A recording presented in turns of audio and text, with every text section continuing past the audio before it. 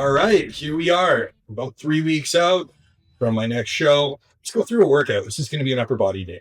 So, the frequency approach that I've kind of had over the last few months, few years, essentially filling in gaps with my physique rather than having everything hit on one day. For example, with like a bro split or even a push pull leg, we're spreading volume out over the week. So, my current split looks like a push, a pull, an upper, and then leg day.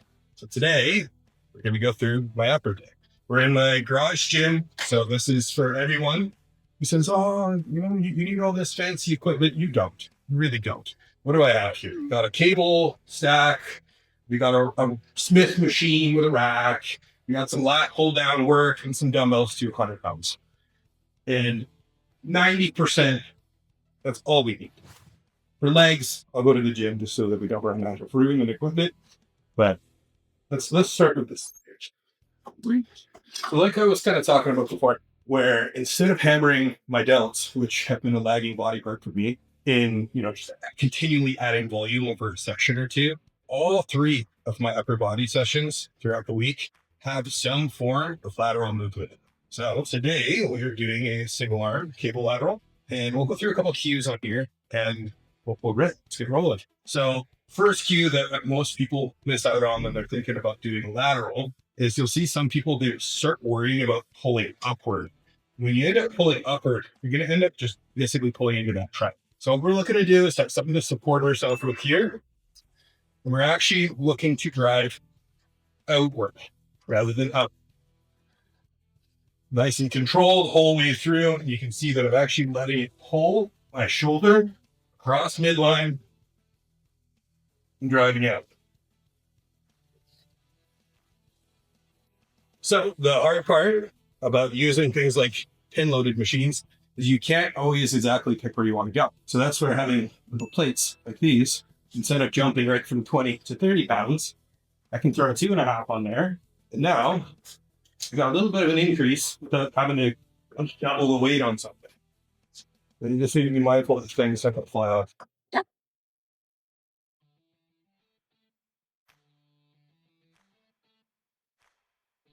Let's get into a rear delt cable. So I've explained this one before, but essentially what we're looking to do is to see a lot of people start to pull backward, right? When they're starting to do these, where we're not looking to pull backward. What we're looking to do, similar to that lateral raise, is we're actually going to the sides.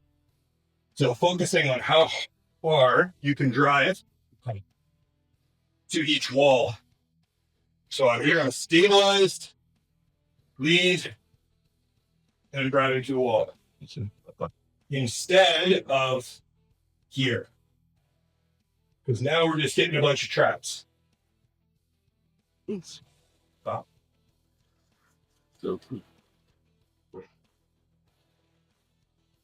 all right. Despise the little itty bitty weights, we're going to get warmed up here, get into a incline dumbbell press. So this is where I'm pressing twice per week. One of them's on a Smith, one of them's with dumbbells.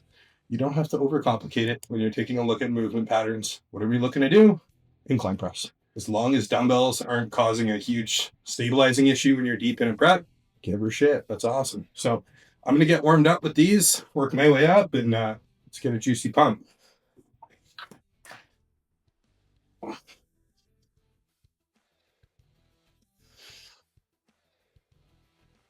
All right, so let's start working our way up. The goal with these warm-up sets is not to go in and absolutely fry the muscle as we get warmed up. It's to prime it, especially when you're like deep in a fat loss phase. You might not have a lot of oomph left in the tank. Save that for the sets that matter. So I'm just going to basically touch these 60s, get a few reps, feel them out, and then we're going to move our way back up.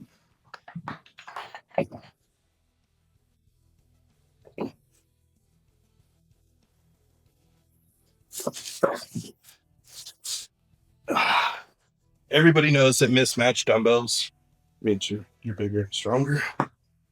The Facebook Marketplace special, baby. Same thing here. You're just going to get a couple to touch.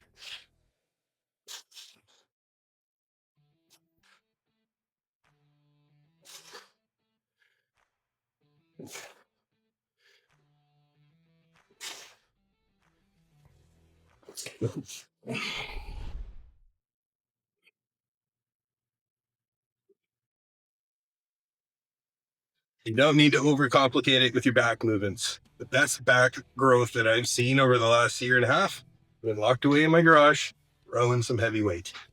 You don't need all the fancy shit all the time. Sometimes you just need to know how to move it, how to engage it, how to get strong with it.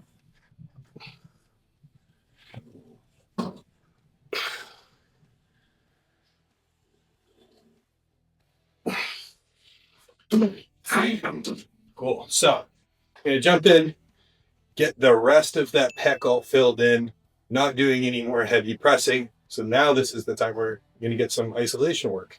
We can go in and we can kind of finish off that muscle. So you see when we were doing some pressing before, we we're focusing more on incline. Now we're getting a little bit more decline, just to make sure we're getting the full pack.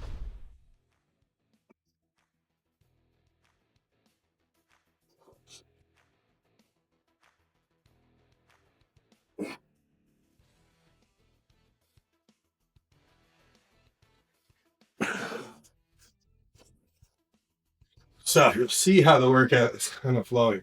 We're hitting counter muscles. So when we start doing lateral, and then a rear delt, and then we're jumping in and we're getting some chest, and we're going to get some back, then we're going to get some chest, then we're going to get some back, where everything is kind of getting a little bit of a break in between, so that we're actually able to get some qualities like work in between, rather than just hitting all the same muscle all in one spot. All right, time to get on to a little bit of arms. So one of the biggest keys that you'll see on a movement like this, where we're wanting to isolate that bicep, you can see that I'm starting in a stretch position. And sometimes you'll see people doing curls and they end up trying to drive like all the way up here. When we're doing that, we're no longer getting the bicep engaged. We're moving our shoulder around. So what we're looking to do here is keep that tension in that bicep. So the only joint moving there is the elbow.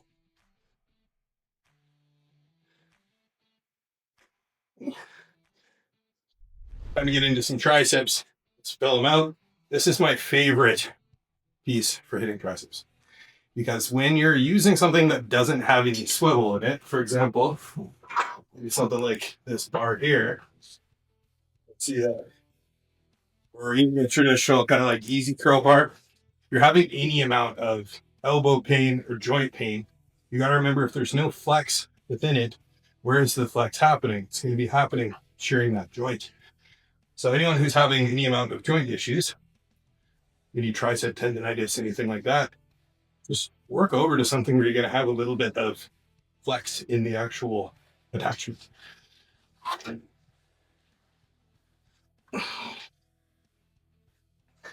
And the nice part about this one too is you can see you can get into full range all the way down, and you're not hitting yourself with the bar because there's enough room.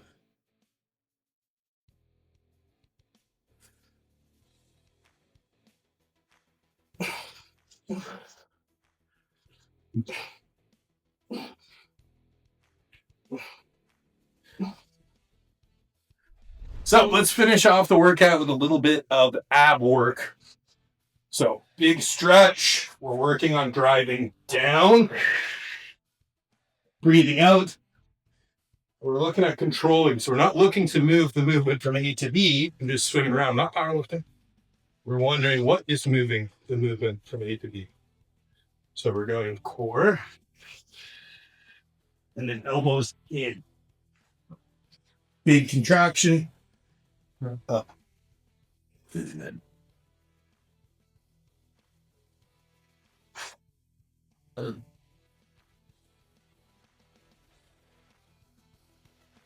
okay. One of the things that people often do wrong when we're talking about ab work, for example, like a cable crunch like this, we're not really focusing on continually progressing the movement in conventional terms of putting more weight on it. I've been in the same full stack for a year. What we're looking at is primarily just getting a better control over that muscle. You can see that I'm driving down and I'm not just getting to the end of the motion. I'm squeezing the living hell out of it. I'm controlling the whole movement versus like every week we're going to put a 5 on, get to a point where you're going to end up just blowing a hernia out rather than building better core.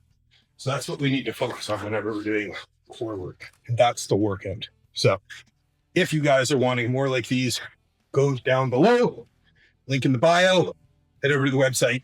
If you're wanting to work one-on-one, you can book a call. We can have a conversation around where you're at, where you'd like to be, and if I'd be a good fit to help you get there.